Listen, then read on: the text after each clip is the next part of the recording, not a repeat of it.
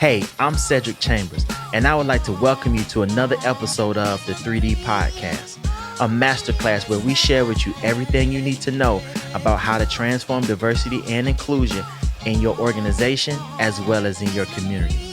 We're on a mission to amplify the voices of leaders that are making an impact in the world today so that we can have a better tomorrow. Our goal every episode is to keep it simple, honest, and transparent with you by uncovering the truths in diversity and inclusion with the hope of creating behavioral change, all while presenting it from a unique perspective. So look, if you're ready, get your notepad out, pour you a drink, and let's dive deep as we discuss the dimensions of diversity.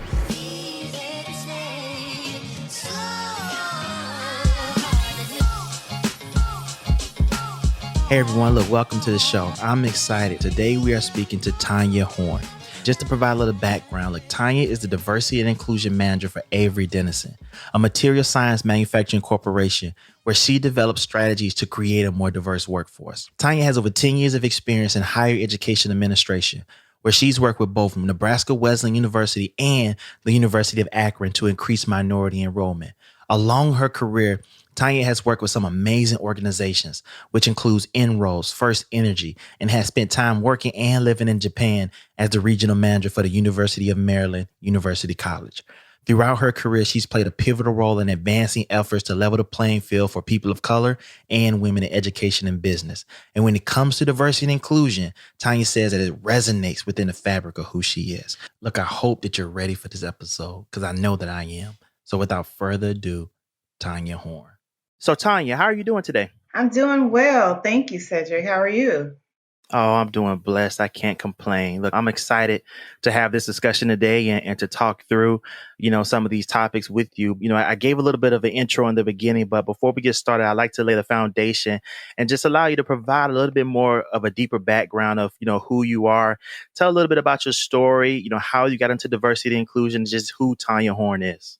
Okay. All right. I started out in higher education after I graduated from college. That was probably my first real opportunity to really work with a diverse population. I started out in college admissions, and my focus was on increasing diversity at two of the universities that I worked with. And so it didn't end with recruitment. It extended to other efforts to support the minority students that came to the schools that I recruited. And we worked around efforts around retention and making sure that these students graduated. So that's kind of where I got my first opportunity to really work in this space and see where my passion and my interests lied, especially working with college students or even high school students, giving them the opportunity to be able to enroll in college and not be concerned that they couldn't afford it. And so in getting students, and the schools I work with were predominantly white schools. So it was really important as I recruited the students to make sure they had a good foundation to be successful at the two schools that I worked at. So that's pretty much how I got started. Got it. And so tell us, as you're going through in your career, when you think about the time that you've spent in diversity and inclusion, what are some of the highlights, just around the work that you've been doing and the work that you continue to do? So, the highlights, I guess, for me in this space, because it definitely is, a journey. It's great to see how the work that I do has transformed. I remember when I, in my career working in the late 80s, the 90s, this had a lot of attention around it. As I mentioned, how I was hired to really focus on hiring minority students to the universities. And then it kind of slowed down. And now organizations across this country are really paying attention to the need of diversity and inclusion in the workforce. And so that's, been exciting to see how it's transforming. And I think companies see the reason it's important is because there's a business imperative. They know that having a more diverse and inclusive environment will net higher profits. And so money talks. It also, I work for an organization where innovation is important. And so as you begin to have a more diverse workforce, it increases your innovation, because that's important to the bottom line. And it does give companies a competitive advantage. So I'm really excited to see that more companies are getting it. So that's a really good thing in the space that I'm working in.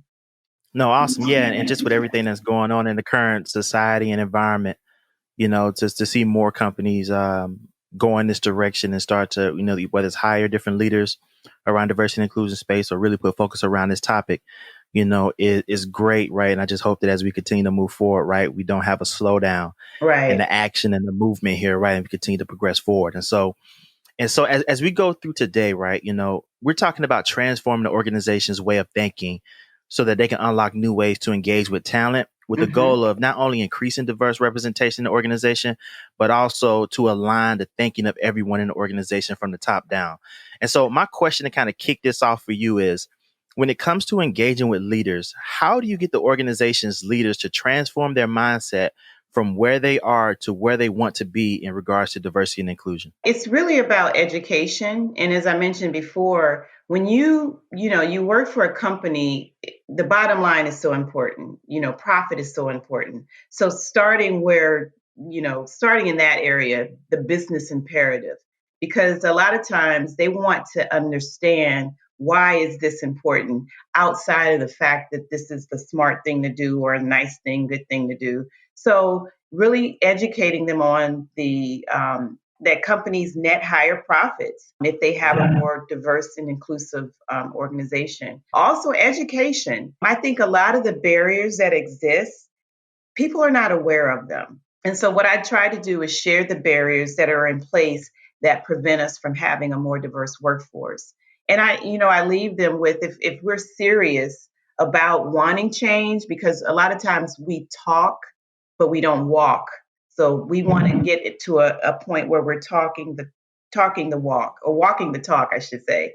And so if we want to support diversity and inclusion, how willing are we to let go of some of the legacy practices that are in place at some of the organizations that we work that create barriers? And how do we align ourselves with doing the real work around D&I efforts? And so that's really important. Education is key, because people are just not aware that the practices that we have can create a barrier to get a more diverse workforce. No, I agree. I agree. And I'm curious, when you're having this conversation with leadership around letting go some of those legacy practices, how is that received, Mhm. in those discussions and thought processes, right? Are people like immediately on board? Is there more massaging that you have to do to get people aligned? Like, is it kind of a little bit of both? But just Yeah. how does leadership receive that conversation when you have it? And how do they It's respond? To be honest, it's a mix. And so one of the things that I do know, I have to be careful in terms of how I communicate it, so that people understand that these barriers don't just exist for people of color. They exist for our employees that are within the organizations. For example, Yep. if we have jobs that don't necessarily need a degree, people internally, whoever they are, if they don't have a degree but they have the experience, they can't bid on that job. So it's a barrier for them as well. So that's really important for me to be able to communicate that we need to take a look at these barriers, not just for people of color, but for every individual that wants to maybe get hired at the company or already in the company. Some people are very enlightened when I share the information about barriers, because they just don't know, they just don't see it. I really try to ask people to use a different lens when you are working in this space. Kind of step outside of your lens, that where you might be privileged. You've had privileged opportunities and can walk in this space in this country as a privileged person. And so if you step outside of that, you can kind of really begin to open your eyes to some of the barriers that are created. And so it's an aha moment for some. And one of the things that I've said as I go around and talk to different hiring managers and leaders and things of that nature, I really want to be able to come to the table as a partner and discuss these barriers and think of some out of the box strategies that can help us change what we've been doing and really kind of enhance our processes around hiring and retention and things of that nature that will help us recruit and retain diverse candidates. No, that's awesome. Look, when you said lens, right, that brought up something to me is when you think about like vision. Mm-hmm. And look, I wear glasses myself, right? And it's almost like when we're looking at something, the glasses that we're wearing to look at it is very important, right? And when you get the right glasses, you're able to see better, whatever that situation is, right? So Right. I think just when you say think about the lens and how they're viewing things, and I think that with now everything that's going on is one of those things to where I would say, unlike before, you just can't turn off the TV and then hope that in a couple of days it'll go away, Right. right? It's a more of a movement now, and you have to really now look at what are those things that you were doing before that you're doing now that need to be adjusted and changed through this process as you look to go down this journey as it relates to diversity and inclusion. And Right. so when you're having that discussion, you're getting them to think through this different lens. They're starting to see things better, more clear from a leadership perspective. How do you now scale this transformational mindset, this vision, so that it permeates through the organization and that it's not stopped, as it gets to like middle management, it Right. continues to go from top down all the way through the organization so that we can make sure this is something that's going to continue to grow and that we can build upon. So how do you get Right. that to scale? Yeah, it's so important. You talk about top down approach or middle up approach. I've been in those situations, and I can fortunately I can say that with Avery Dennison, as we've gone through this journey, it has taken some time to get there to the top down approach. With this pandemic, we're in our homes. We see what has been going on in over the past year with the racial injustices and the uprising and things of that nature. So it woke people up. And I can say, and I'm happy to say, it woke our company up. And so our CEO, sent out a statement to the entire company with regards to the efforts that we need to put forth around the social injustice and how we as an organization can do better, need to do better. And so he has put his commitment towards diversity and inclusion. He started out having conversations with some of the Black employees at our organization, and I was one of them, and really wanted to hear our voice, how we were feeling around what was going on and how it affects us, in the workplace. And so he wanted to have us share stories with the entire company and then really kind of think about afterwards, having a plan. So it was so important that people hear because people don't see it, people don't get it. And when you are able to listen to an employee that you work with every day, and hear some of the challenges that they've gone through as a Black person, it really resonates. And so now, our commitment to diversity and inclusion is top down. It's communicated as a priority in open forums during our town hall sessions often. And so it really is easier for this to permeate throughout the organization. It will still be a work in progress. This is not something that's going to happen overnight, but with everyone on board, not just the CEO, but our vice presidents and our leadership teams, it really does make it easier to put forth strategies. And it's seen that it is a commitment and it doesn't just lie with a few people, it lies with our CEO, our vice presidents. We have a D&I council. We have a leadership council, a part of the D&I council. So that speaks volumes when you have an opportunity to have a CEO lead this charge. No, it does. It does. And continue this moving forward with the organization and CEO is critical to that happening. I'm curious though, as you're going through and you're having the councils, you're making sure that this is in the fabric of the organization as it permeates throughout. Are you all using any type of metrics or measurements as you're going through this process to make sure or to assess that you are continuing down this journey that you set for yourself? For sure, you have to. no company is going to have a goal or anything without measurements and without seeing how we're moving along in the process. Are we making progress? If we're not making progress, it allows us to kind of stop and rethink, refocus. So we're committed to that. We're committed to resources, which is so important. We're committed to funding and strategies with our D&I Council. We have metrics and goals around our hiring, around retention, around inclusion.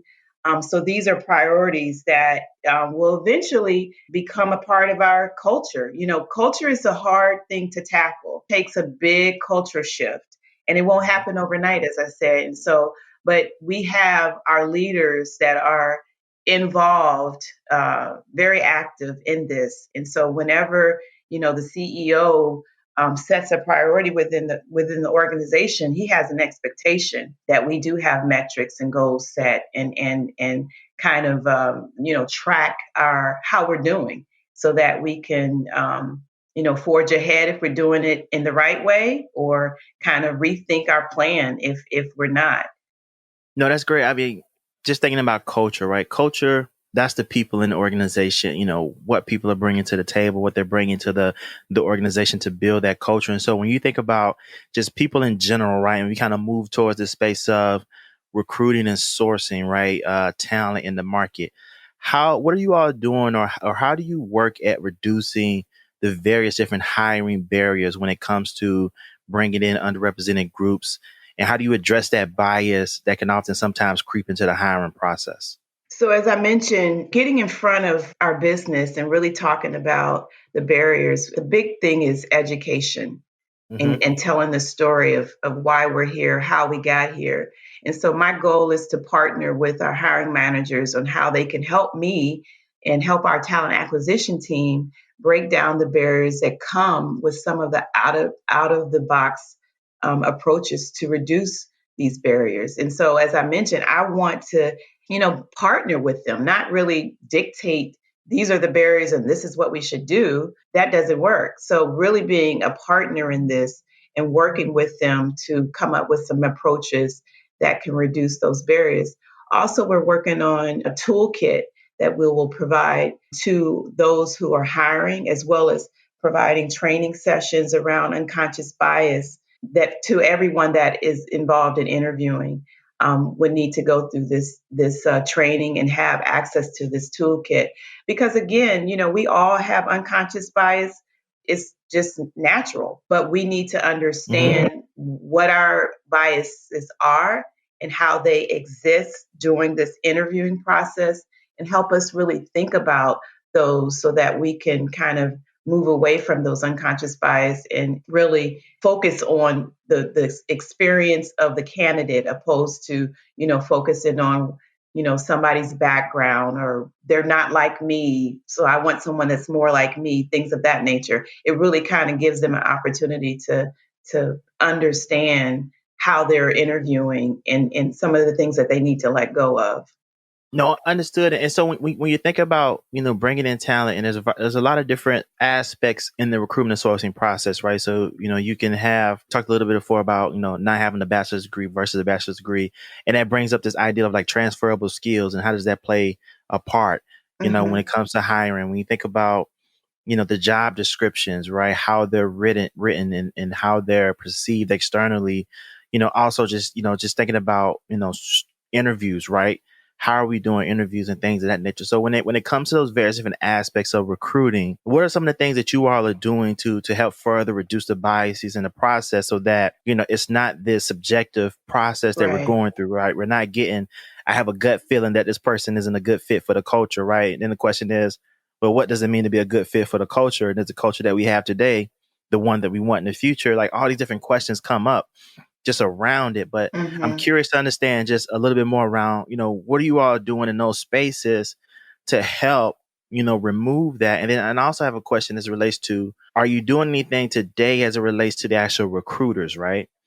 Because sometimes, I think we can overlook the recruiters in this process and go straight to, hey, this manager needs this team, need to hire more diverse candidates on this team. We need more diverse candidates in engineering.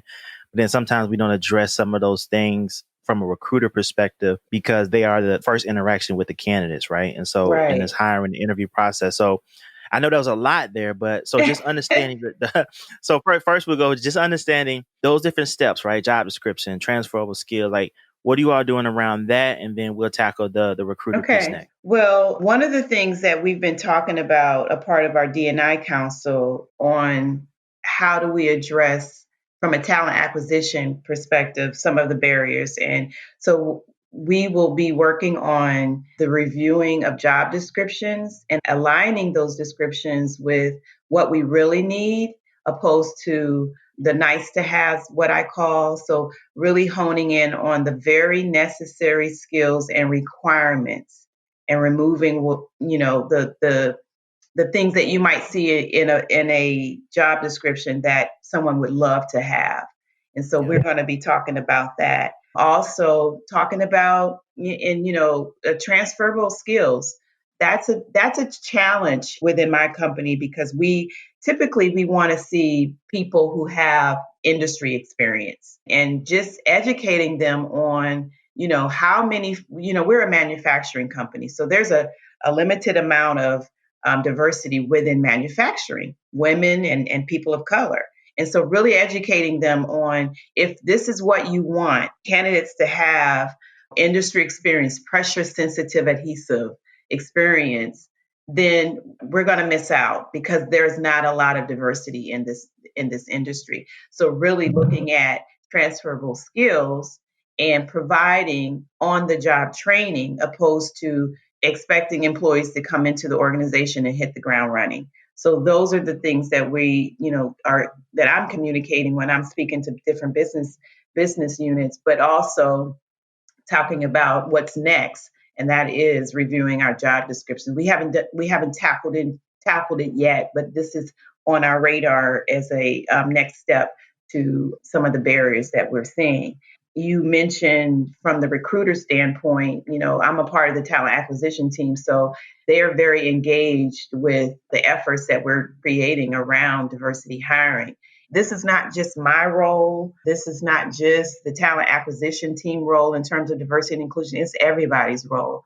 So when a hiring manager comes to a recruiter and says, we're going to post this job, what we like to see is what I like to begin to see is hiring managers immediately saying, and make sure as you present talent, it's a diverse slate. And so we're putting some metrics around that, in terms of our goals of having a more diverse slate when it comes to gender diversity and when it comes to ethnic diversity. So that's important, that we're going to establish and communicate to the entire business.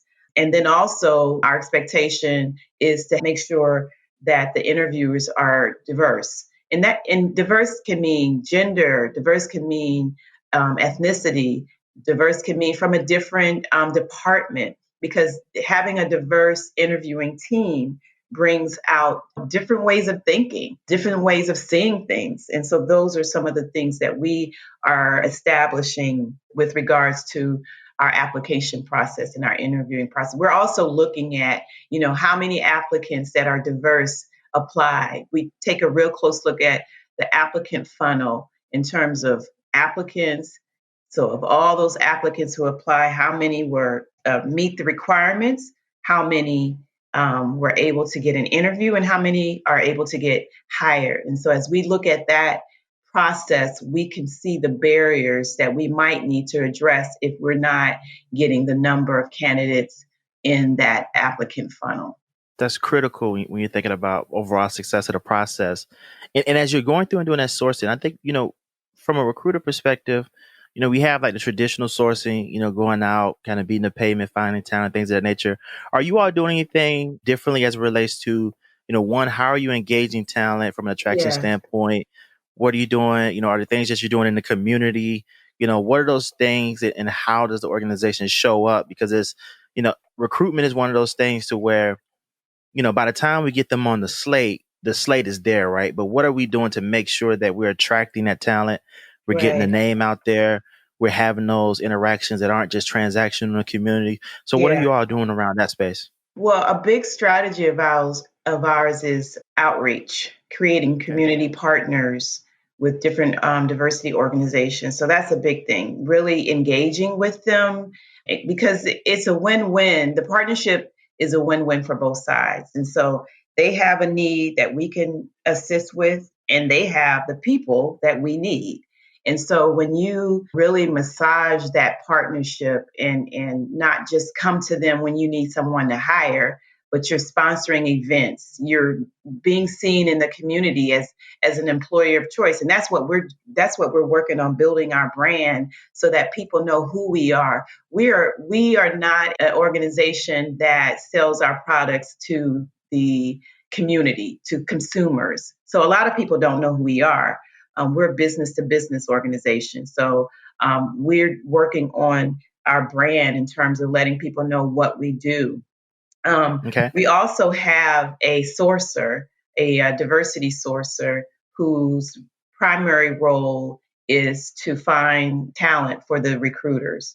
And so she uses different strategies and platforms to go out and find talent. One good strategy that she uses is passive recruitment, going after candidates that not necessarily looking for a job. And I often tell people that's how I got this job at Avery Dennison. Someone found me on LinkedIn, saw my skill set, and introduced a job description to me and asked if I would be interested. So we do that type. I think a lot of companies do that type of recruitment, passive recruitment. But yeah, just having a diversity sourcer, any place I've ever worked, we didn't have that resource. And it's a game changer, I believe, when you have someone who is dedicated to really build a diverse pipeline for future roles that may come down the pike, and also having candidates on hand for current roles as well. So those are some of the things that we have a part of our strategy implemented. No, that's great. I like the passive recruitment approach, right? Because I think that sometimes, and I don't say that. I'm gonna rephrase it. I would say that I see when engaging with various different clients or listening to individuals in this space is that I think sometimes we get confused with the word pipeline. And like, what is a real pipeline? A pipeline, I always think about it as if it was a water faucet, right? It's like the water is always there, but when you need it, you turn it on and the water comes out. But the water is there. And so when you think about doing the passive recruiting, right, doing some of the interactions to where you may not have the opportunity right now, but you'll have it coming down the line. But you want to start that engaging, you want to start that connection with candidates beforehand, so that when it happens, like, hey, you already know who the organization is. We've had some discussions. When my phone number comes up, you're going to pick up the phone call because I want to talk to you about some things that we have going on. And that is crucial when it comes to recruitment. And one thing I like to say is that every interaction with a candidate counts, right? Yeah, for whether sure. they're perfect fit for the role or not, because you never know who they know. Right. You never know the referrals that can come out of this. You never know the connections that can come out of this. So it's good to see that you all are doing it as it relates to diversity sourcing, and you're working down that path of passive recruiting and making sure you're creating those connections. Yeah, and also along that line, we have invested in a candidate relationship manager tool. And we're in a pilot Nice. where it allows us to have more interaction with our candidates on a regular basis. And we really focus on making sure our candidates have a positive experience, whether they are a part of the pipeline or whether they went through an interview process but didn't get the role. We want to continue to engage and let them know, this wasn't, we selected another candidate, but we're still interested in keeping you in our pipeline, and we will reach out to you as other opportunities come open. And we do a pretty good job of that. As you described, that pipeline, having talent on the ready when something opens up. And so it's so important, to have a robust pipeline for our future opportunities.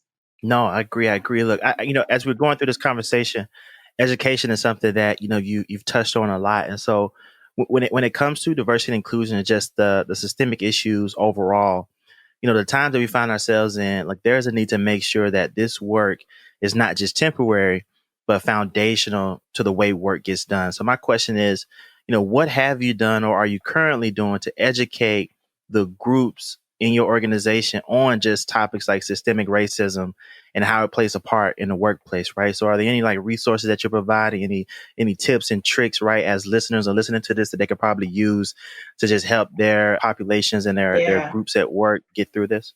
So it's so important for people to understand how we got here. When we think about what happened with George Floyd and all of the social injustices that's gone on in this country, the African American community, we have always been aware of these injustices. What the murder of George Floyd sparked was an uprising and a protest that woke up this country. And so I think it's so important for people to know the history because a lot of them are not aware of the historical context, the systemic practices, the barriers, the policies that are in place in this country. And it's impossible to know and understand why our community has so many challenges around success, having, a successful job and things of that nature. And so some of these things are systems that are still in place. And so education is so important to help people understand how we got here and why we are here. I immediately, after what happened to George Floyd, went into a mode of wanting to educate, especially because people were asking me, coming to me, what can I do? What can I learn from this? Things of that nature. So I created a document that addresses our race in the workplace, being an ally, really educating on the state of policing because there's a divide in terms of how one community looks at policing and another community sees it as an offense against police Mm-hmm. in America. So I give some historical context around that, educating them on the impact of racism, how it impacts people physically and just throughout our lives. And so I was able to create that document and make it available to our entire company, as well as, I've shared this document with other organizations and people that I know. So just educating is the key. And also, one of the things that I introduced is to our talent acquisition team and as well as our HR team. YWCA here in Northeast Ohio, the Cleveland chapter, created a 21-day racial and equity social justice challenge. And so it's a challenge where you are given resources to read about or to watch videos or podcasts around education, around healthcare, around prison reform, not prison reform, but prison, the state of the prison and things of that nature. And so I went through this challenge with my talent acquisition team and as well as the HR team. And so we're going to be wrapping it up to kind of bring it to a close. But this is a great resource, a lot of good education and definitely some aha moments for people. No, nice. As you're thinking through the resource that you provided, do you have a few resources that you think are that you could share that's on Yeah. that document that I think that as we're going through, we're all learning and developing and growing ourselves in this space. What are a couple of those things that you're sending out that others listening to this can use?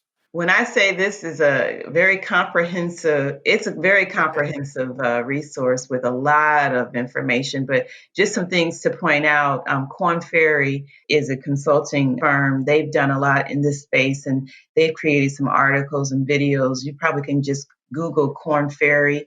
They do a series called Racism Matters. And around that is Hear Me, Stand By Me, In My Shoes, and Don't Talk, Do. Procter Gamble has done some great videos. I've seen some commercials that they've done. And so you can just go onto their website and you'll see those videos, which are really eye opening. And then there's some books that I've suggested. Our Black Employee Resource Group is going to be having a discussion this month on the book White Fragility. And probably a lot of people are aware of that book. It's a great book. And one of my favorite is the 1619 Project, where it really talks about, 1619 when Africans were brought to this country as slaves. And it just kind of shows the progression of everything that's happened in this country around race relations from 1619 to current day. It is incredible to see how things that were put in place and how people think years ago still think the same way today. And so Yeah. that I can't stress how great that project is. And then the last is the new Jim Crow is a book that I've read that is really highlights the justice system in this country. And so those are just a couple of things. I can go on and on. No, I love it. I love it. I think that even adding to your list there, there is a couple of books that, really when we think about this idea of call it Sankofa, right? So African Mm-hmm. term around, looking back in order to move forward. Some of the books that I've just seen that have been, impactful in this space too as well, and understanding what has happened is one, the color of law. And when you look at how redlining has happened, when you look Yeah, at how wealth was built, right, in 50, 60 years ago, the discrimination process that happened not only in the communities but from the government perspective, right? Just other books around like Racial Matters, when they go through the FBI secret files of how they were tracking Black people and the things that they were doing in that case. So I think that there's a lot of resources that we have out there to use, and I think it's just being open to going out, digesting this information, and really trying to understand how we got to today. right, Right? This didn't just happen overnight. Right? This is a process, right, right? And it was an intentional process, right? So I think providing that learning internally is great, right? And yeah. so as we get to this place here, and we think about people who are listening to this podcast, we talked about leadership mindset, we talked about recruitment and the biases in that process. What are 2 to 3 actions that you would say or would give to listeners that will allow them to take this information that we spoke about and then go and immediately start to create change and change behaviors in their organization and go down that path? One of the things I think about is find out who your allies are at the company that you work with, and they can help you move. Help you move this work forward. And to me, this is so important because, especially when you work for an organization where the diversity and inclusion efforts aren't top down. And so, when they're not top down, you got to find people within the organization that can help you in terms of your efforts of recruitment. And so that's one of the things that first action I would really kind of list. Another one is celebrate the wins, no matter how small they are, because you will have some big wins, but you'll have probably, especially when you're starting out, a lot of small ones. So celebrate, because even with those small wins, you put big effort and time into that happening. And then another one is so important to know that this is hard work and everyone will not be on board with this. And when you have people who are not on board, it makes it harder. And it's even harder when you don't have the commitment from the CEO. And to really understand that change is not going to happen overnight. And I think people who are in this space hear this comment. This journey is not a sprint. It's a marathon. So it's going to take some time to get to where you want it to be. It's going to be slow. And one of the things that I have learned, especially in the past 2 years, is that I have to let go of wanting things to happen too fast and getting frustrated about the slow pace. And so I have to constantly say, Tonya, it's not a sprint, it's a marathon. So I have to really kind of practice what I preach. No, look, I'm with you on that one. We gotta recenter ourselves sometimes, because even sometimes when we can say it's a marathon, sometimes it can seem a little bit slower. Right. So we can get to that place. So no, this has been great. So as we cap off this discussion, and I would love to kind of get this from you as one of our last questions is, I'm big on leadership legacy, and I have this idea is that when you are going through your career, every interaction that you have, whether it's with one person or whether it's with 10 people, or whether it's one time with that person or 10 times with that person, you are creating this legacy. So they say, hey, this is how I felt. This is who Tonya is. This is the legacy that you've left behind. And so what I would like to know for you, and I like this kind of exercise, is that, in 25 words or less, what would your legacy statement be, right? So when you think about your career and you're done, the impact that you've made, what will people say about you when Mhm. you look back and we start to talk to other folks about you? You know, when you think about your legacy, sometimes people don't really, they pass on and they don't get to hear how your legacy impacted them. And for me, Yep. it's fortunate that I am seeing the fruits of my legacy, if you will. As I mentioned, I, worked in higher ed and worked with young college students, not much younger than me, and then I worked for a nonprofit organization called Inroads for 9 years. That's where I found my passion working with college students. And they tell me on a regular basis, now that they're grown and have families and kids, how much I influenced their lives, how much I made a difference in their lives. So it's great to be able to hear that. When I think about, if my legacy, I think people will say that I'm passionate about social justice. I'm passionate about helping those in my community and helping those in other communities that have been disenfranchised. Whatever I can do to break down barriers by informing and educating, I'm passionate about that. And lastly, because of my background in higher education, education is so important, so important. And I've seen how it is an equalizer. It empowers people to knock down barriers. I told my godson, who is 9, I've been trying to feed into him how important education is. And I talked to him about college, and I'm exposing him to, I just got him into Nesby Jr. He's so smart. Every now and then he'll say something to me like, I don't know if I want to go to college. And he said this just recently to me. And I turned around and I said, that's not an option. And I know college is not for everybody, but I told him college or education is how people break so many cycles of poverty, cycles of racism, things of that nature. And so that is the legacy, that I want to leave after I'm long gone. Nice, nice, and an amazing legacy. That sounds like it would be. I love it. I love it. So, Thank you. look, this has been an amazing conversation.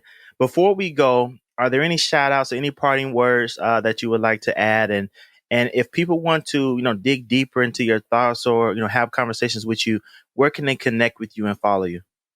Well, I really want to give a shout out to my parents, especially my mom, because my mother, I remember as a child, she was always doing things around social justice. I'm originally from Washington, D.C., grew up there for 12 years as a child, and then moved to Nebraska.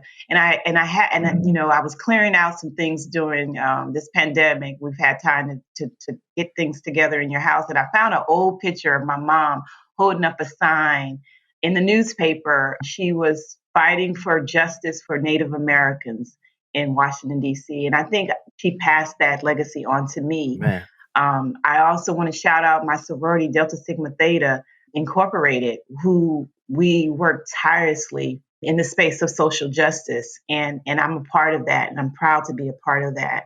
And so if anybody is interested in getting in touch with me, they can reach me on LinkedIn. Send me a note, request to link in with me. I'm more than happy to connect and share whatever I can so that we all can do this work together and make a change. We want to be the change that we want to see. That's amazing. First of all, shouts out to moms. Look, you had it inside of you and you didn't even know it. Yeah. It was always there. Also, shout out to the best sorority in the land. There might be some Coleman love bias here, but All it is. right.